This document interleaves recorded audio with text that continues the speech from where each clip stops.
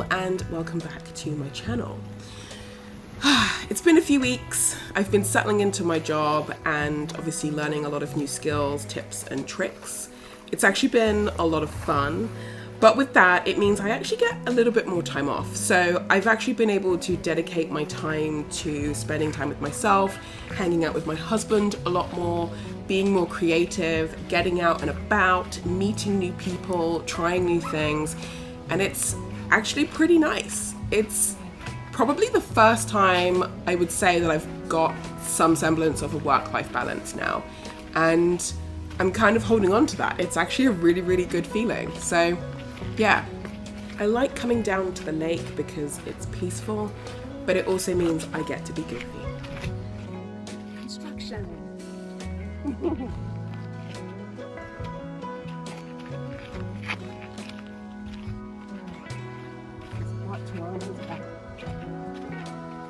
Construction. Dust in the air. Take some raccoons.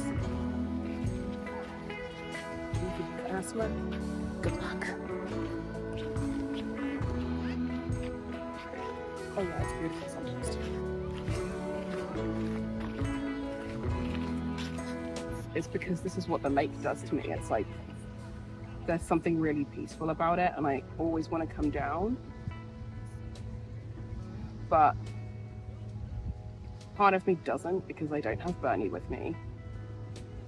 So that's part of it. I think that's just part of the grieving process. And then another part of it is just, I know that there's going to be other people down here, so my social anxiety gets the worst of me, and so I'll just cancel an evening after work of reading for an hour because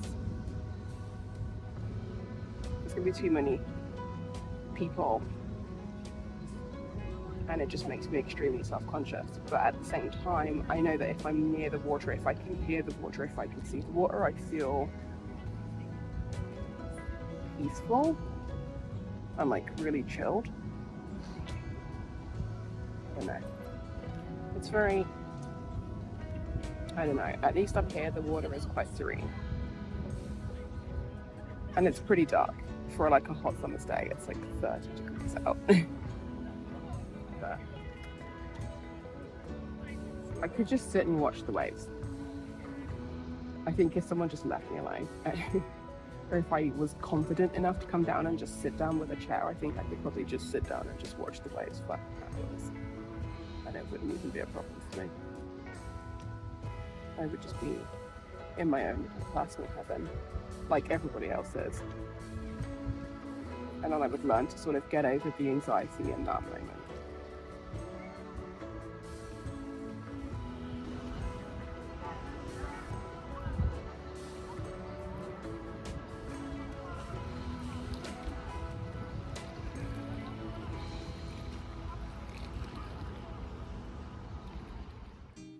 My friend E took me to Puerto Bravo, which is a little Mexican restaurant in Toronto.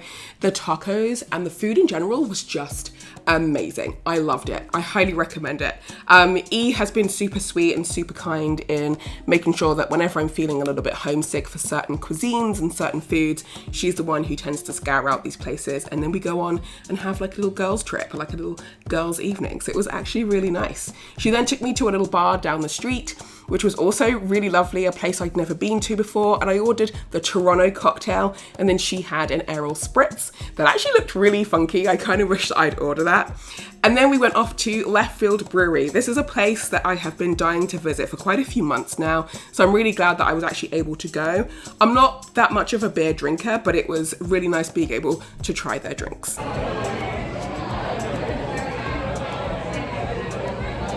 It's like, it's the most boring one out of the ones I picked. it's beery. It's beer, yeah. We also played quite a few drinking games there, so yeah, it was a lot of fun.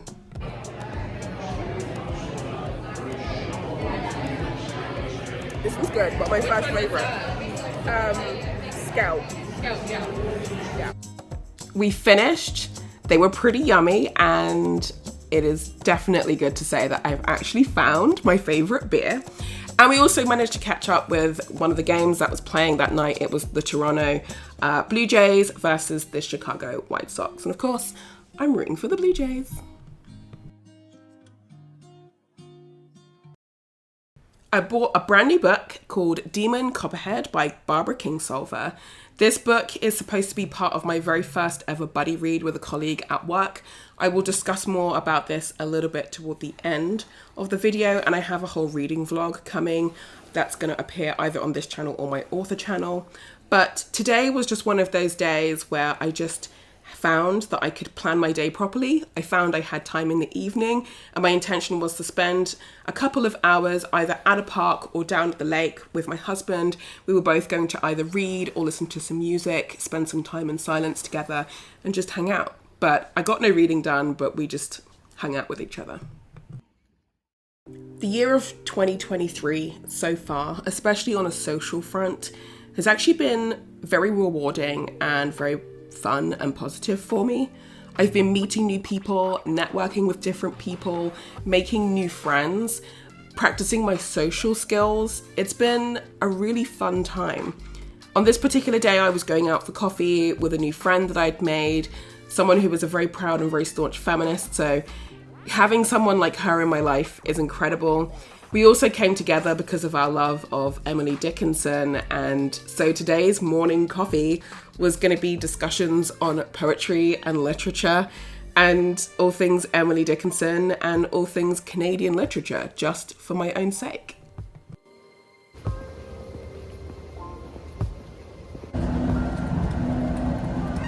Next stop.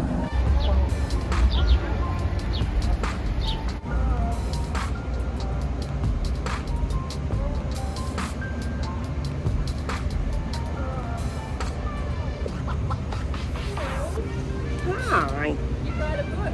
I did. Okay. I brought a book too. I'm prepared.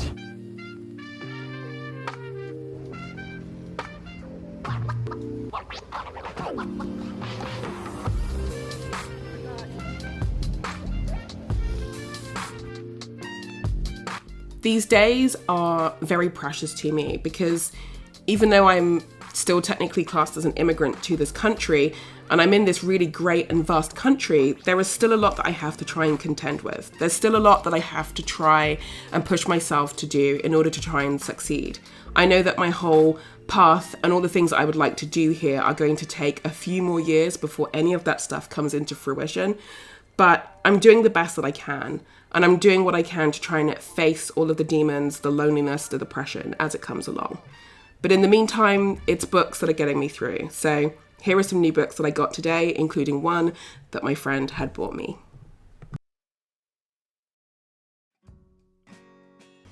I just wanted to show you guys this skirt that I've got. It's a wrap skirt from Rachel, which is a Canadian, I think they're a Quebecois company. I just love it. This is a skirt that embodies so much, even though it's just a skirt. And what I mean by that is, you never would have caught me dead in a skirt like this 5 years ago. It's only since being in Canada that I have found this new level of confidence and passion in myself. And so I found this skirt in the sale and I wanted to treat myself. So I did. Here's me being cheesy and nothing but pure cringe, but also the skirt's amazing. So yeah. So I am going to be doing my first ever buddy read. I've never done a buddy read before, and the book that I'm going to be reading alongside one of my colleagues at work is Demon Copperhead by Barbara Kingsolver, which is this one. This is the edition that I happen to have, and it also has the Pulitzer Prize sticker on it. I just thought it was shiny, and I was like, I need the shiny, so I got the shiny. This is also the first ever book by Barbara Kingsolver that I've ever read. I do have The Poisonwood Bible, no idea what it's about, but I know it was a really big hit when it first came out and people still talk about it today. So it's a book that I do actually own. I would like to get around to reading it at some point, but for the time being, I'm going to be focusing on Demon Copperhead. I'm only a couple of chapters in so far, and what I've read, I absolutely love it. The way that the character speaks is so cool, and it's different, and it's kind of fresh. And in a weird way, from like the theatre nerd kind of point of view, it's kind of thrown me into practice of Southern accents so I can try and get my accents a little bit better. But so far it's really good. Demon Copperhead is supposed to be hugely inspired by David Copperfield by Charles Dickens. Now, some people say it's supposed to be a retelling or an adaptation of. So far, I see it as more of just a book that's got its own story and own plot in its own right. I just maybe will probably start seeing it being heavily inspired by David Copperfield at a later point. But at this point in time, I'm absolutely loving the novel for just being what it is. Its own novel, its own story in its own right. And I'm thoroughly enjoying it so far. I don't know a great deal about this book. I do love the cover art and everything, which is just a little side tangent. I don't know a great deal about this book. So I'm diving into this pretty blind. I tend to do that a lot. If I come across books that I'm very attracted to the idea of, or now that I'm working in a bookstore, I keep constantly hearing nothing but absolute praise from customers who come in to get such a book. I'm more driven to then check out what that book is about and just reading it from cover to cover without really doing much preparation or reading or research beforehand. That's just kind of what I do. That's just one of my methods when approaching literature of any type. If it's there and it's available, I'm reading it. I don't know what it's about. I'll find out as I go along. I kind of dive into books and other forms of literature kind of blind like that, and that's just kind of how I prefer to approach literature. And then obviously on other occasions, I will know about certain books or certain series that I want to read about because I've read a little bit into what those particular books are supposed to be about, and I've gone off also what other people say, what they like and dislike about said book or said series. So that's what I'm doing with ACOTAR right now. I read the first book back in 2020, for example, 2020 or 2021. I didn't really connect with the book at the time, which is why I forgot so much of it. But now it's been a few years, it has really built up with readers around the world. And I was only recently convinced by women who are about my age or older who then said, oh no, you have to read it. The series is just really great. It's a great way to escape. So that's why I'm reading that particular series all over again. Whereas with this, it just kept flying off the shelves. Like we would sell like maybe 1 or 2 of these a day. And it just got to the point where I was like, I feel like I'm missing out something. I've never heard of this author before and I feel like I'm missing out. So maybe I should just get a copy. And even though I was thinking it and never said it out loud, it just so happened to be that I was working one particular day with a colleague, the person I'm doing a buddy read with, who said that she had already read a little bit about what the book was about and it seemed really interesting. She got very excited and then she asked me if I wanted to join her in a buddy read in reading it. So I said yes. We have agreed, because I think there are either 62 or 64 chapters in the book. I don't quite remember. So we kind of have agreed that we'll do roughly 16 chapters a week, and then we would reconvene when we see each other at work and have a conversation about what we've read, how the text has impacted us, how the characters have impacted us so far, and kind of just go along with that. If this buddy read goes well, because I don't know how to do a buddy read. I'm assuming that you're supposed to take notes, which is what I'm going to be doing. I'm going to be just taking notes in the Notes app, so I have it across all platforms. I've never done a buddy read before, so I don't know what I'm supposed to be doing. But just to be on the safe side, I will take notes. I will share information with my buddy and have these conversations. And if it all goes well, at least according to our reading speeds, because we are 2 completely different people, we could be reading at speeds that are very different to one another. So as long as we stay in communication with that, I'm sure it will be fine. But I would absolutely love to do a buddy read with someone else at work. And then see how those go. So I don't know, I'm very excited at the prospect of diving into this book and figuring out what the story is actually supposed to be about, learning a little bit more about how Barbara Kingsolver actually writes and how she tells a story, and at the same time what a buddy read is. So this will be fun. Books are very personal. And this is a subject that has come up very recently in a particular chapter that I've been writing for one of my stories, where the main character is discussing with the other person in this book, how books are incredibly personal to each individual person on this planet. And I kind of delved in deep with that, but the idea of sharing this book and developing my own thoughts and feelings on this story and then discussing that with someone else not only fills me with excitement, but it also fills me with absolute fear. Because what if I absolutely love this, but then my colleague absolutely hates it, or vice versa? So I don't know, I'm intrigued, I'm excited. This is a completely new experience for me. So yeah, I guess I'm just diving in and seeing how far I can get, at least for this week. So yeah, see you all again soon. I love Charles Dickens, by the way. David Copperfield is a really, really, really good story. It's one that if you aren't taught it at school, then it's a book alongside other stories like Martin Chuzzlewit and things like that tend to get slapped on.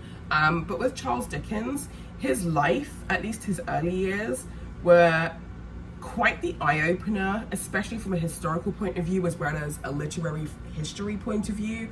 So if you are interested in reading more classic authors, I would highly recommend that Charles Dickens should be one of those authors on your list.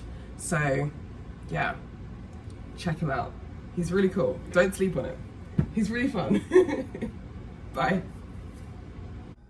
Also, look at the cover. Like, from a distance, it just looks like really beautiful sort of like artwork and filigree along the edges. But like, these are scenes from the story itself, very important aspects. And if, like me, you see a black and gray drawing or a black and white drawing, and you instantly think, oh, this could be my next tattoo, oh, then you're probably going to enjoy this cover. It's absolutely beautiful. I'm just loving it. I just think it's such an interesting book. So I get why it's, so far anyway, I get why it won the Pulitzer. It's just, I'm only a few chapters in, and I've learned so much, and it has completely captivated me. So yeah, I love it. It's such a beautiful cover. Also, the opening line of this book is just pure gold. It's beautiful. It's so simple, and yet it gives you an idea as to how the story is going to be told. Like, the voice, beautiful. And I'm sentimental like that, so I'm probably just going to sit and draw a tattoo of that opening line. Obviously I won't get it done, but it's nice to just hypothetically imagine, you know? It's gold. So that was enough for me. That hooked me in. So I'm good. So I'm just gonna keep reading and have lots of fun. Thank you all so much for watching this far into the video. This is all for now, and I want to thank everybody who has supported me and had nothing but kind words to say about my vlog so far. This was supposed to be more of an exercise just for my friends and family who obviously don't get to see me, because even though I absolutely love my life here in Canada, I've had to start my life all over again, literally from scratch, and I'm still trying to find those building blocks to build the life that I want. With that being said, I'm going to go back to doing a bit of reading this evening, and as far as the reading vlog for my buddy read is concerned, the whole thing, once I have finished this book and finished filming and editing, that will all show up on my author and booktube channel, which is under the name of Sylvia Beckett Davidson. Links are down below. And as far as all my occult stuff, that's still coming, both to my Sylvia Andrews channel or Cy Andrews channel, but also to the Sate podcast once we get that revamped and up and running again. So I hope to see you all again soon. I would love to continue these conversations with you, but as far as sharing my life, we'll just have to see what happens as time goes by. It's a very hard thing to sort of contemplate that I've had to literally start my entire life again. And it's unfortunately something that's incredibly lonely and very difficult to actually navigate. So hopefully I will find some literature that can help deal with that, and then I'll be able to go into a bit more discussions about that stuff over on my author and book channel. So for now, thank you to everybody who has been really supportive of me and my vlogs so far. Have a nice evening, and I will see you all again.